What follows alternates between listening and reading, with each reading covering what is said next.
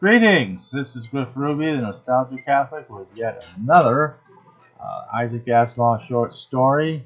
And in this case, the title and his name appear on the cover. All the Troubles of the World by Isaac Asimov. The cover art, however, does not pertain to that story. And it's listed as a short story in the table of contents. The first one, as a matter of fact, All the Troubles of the World, page 34. And it's got a little squib here. And it says, the huge computer could solve any problem except... Okay. So now we go to page 34. And this is kind of nice. We get our first glimpse of Multivac. Man, look at the size of that thing. All kinds of knobs and switches and dials and indicator lights, and you can even begin to see all of what's on there. Wow. Like a circuit diagram or something. I don't know. And then here's these two guys looking at some sort of report that's printed out. They always saw it as printing stuff out all the time. Oh well, who knew what computers would look like in the far future? Anyway, so that's Multivac. And this is a story in which Multivac has literally is carrying the emotional and all the troubles of the world. Everybody's troubles, everybody's problems. It knows everything that's going on with everybody, even right down to having a pretty good idea of their innermost thoughts. It's like you got to tell it everything, and they'll know if you have left something out.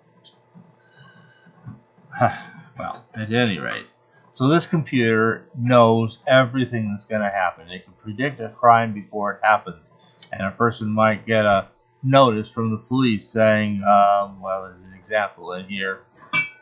Somebody got a thing. Don't take that $50,000 from the bank, because it actually figured out in advance the person was thinking to steal $50,000 from the bank. And the guy goes, okay. So he doesn't do it, so the crime doesn't happen. So no harm, no foul. That's pretty good. But it's having to deal with all the problems in the world, and I guess at the time we're meeting it, they're even looking at adding its ability to track diseases and so forth. Who's got what disease, and what that would be involved with. Now let's see here. There is also, okay, you can see All the Troubles of the World by Isaac Asimov, illustrated by EMSH. Okay, and there's a blurb. The blurb reads, Multivac, the huge computer in Washington. Ooh, now we know where it is. It used to be this secret place and nobody knew where it was. But now it's come out. It's in Washington somewhere. Not the greatest place to put a thing like that now, but I guess at the time it seemed reasonable. Could solve any problem in the world for anyone. But what would be the result if the big computer had a nervous breakdown? Well, I don't know. They may be giving away a little bit much there, but sometimes these blurbs do that. So, at any rate, let's see, Super Science Fiction, April 1958. So we're really coming right along here. Alright, so what happens is, well, you got these two guys that are the main people working at the Multivac. One is named Bernard Gulliman, and then his main assistant, a sort of a public servant by the name of Ali Othman. Othman in turn has another assistant of his own. That fellow barely appears. Rafe Limi, but at any rate. So, but this mainly concerns the Manners family. Okay, well, this is not good or bad manners. It is what it is you've got Joseph Manners as the father. I don't think I see the name of the mother. And there's two sons, a Mike Manners, the older son, and a Ben Manners. Now, Mike Manners, apparently the Multivac world did not really kind of seen as an individual. Your parents enter all your stuff for you until you turn 18, where you're supposed to become your own person, a man or maybe a woman, presumably. And then you start sharing all your stuff with Multivac and so forth. So that's what it takes to be considered a man in this culture. And like I said, Multivac knows everything. So it actually puts all that together and can sometimes help you know stuff. I don't know, some of it could be useful, I guess, but at the price of just a total absence of privacy, I don't know.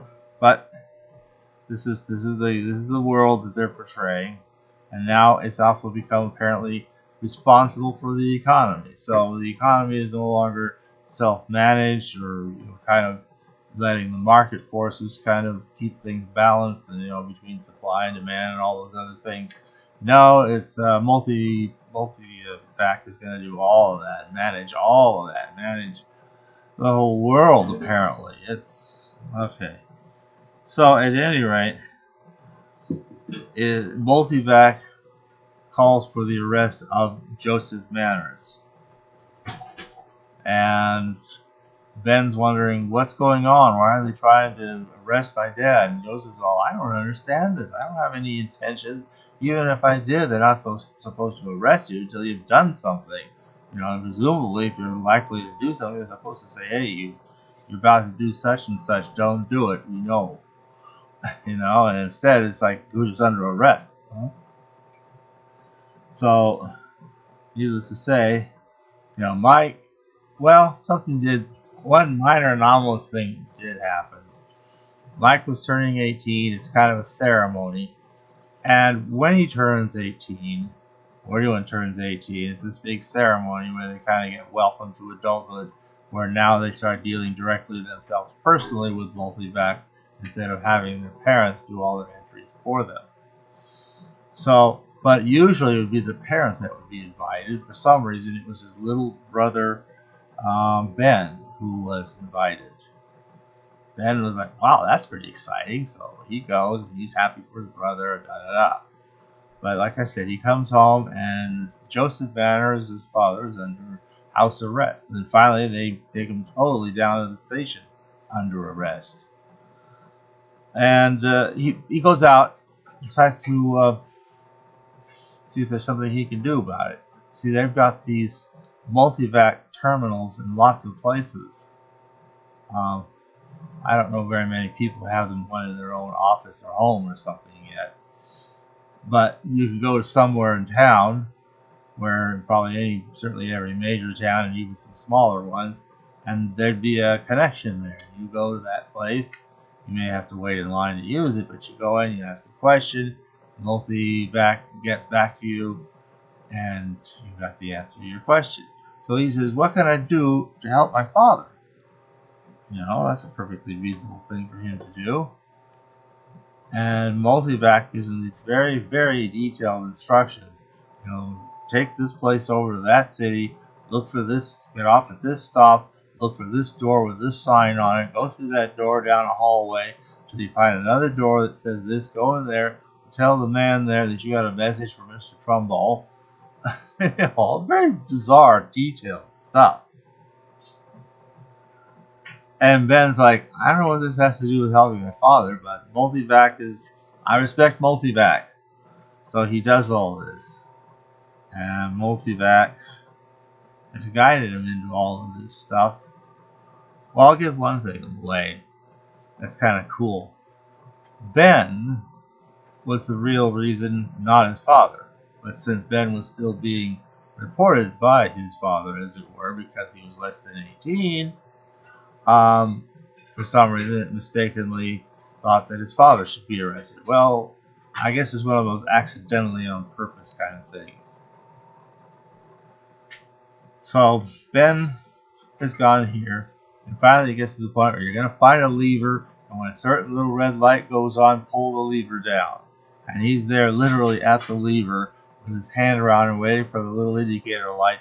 That's probably waiting for Multivac to give the signal that it's ready to be shut down. just switched off.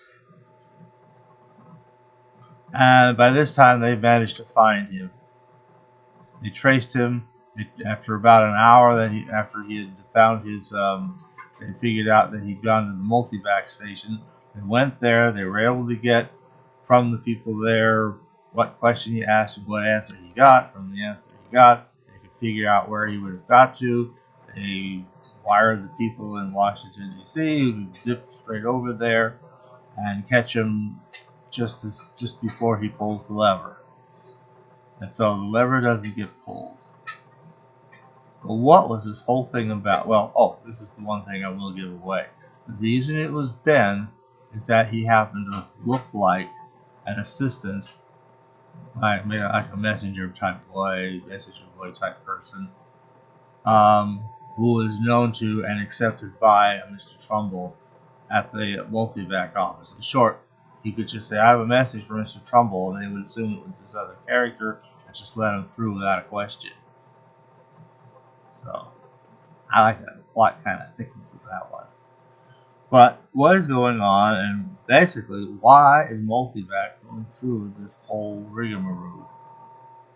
I'll leave that one as one I won't spoil. But it's a good story, and it really goes to show that Multivac has become something worth writing about in every sense of the word. Quite a long ways from the inauspicious start, where his first Multivac story didn't go too well. We talked about that one. It was called Question. We've had a few more where Multivac is featured, maybe one or two where it's important and not just something vaguely in the background. This is obviously one that's probably the most important Multivac story, certainly yet, because this is all about Multivac and what Multivac is doing, how cleverly he did it, he, she, it, whatever did it, and then we get down to why. Okay, it's a good story. I can recommend it. This is one of the stories here, one of those 9 tomorrows gathered up into 9 tomorrows. All the troubles of the world. So, we're almost done with that book. Anyway, thanks for listening.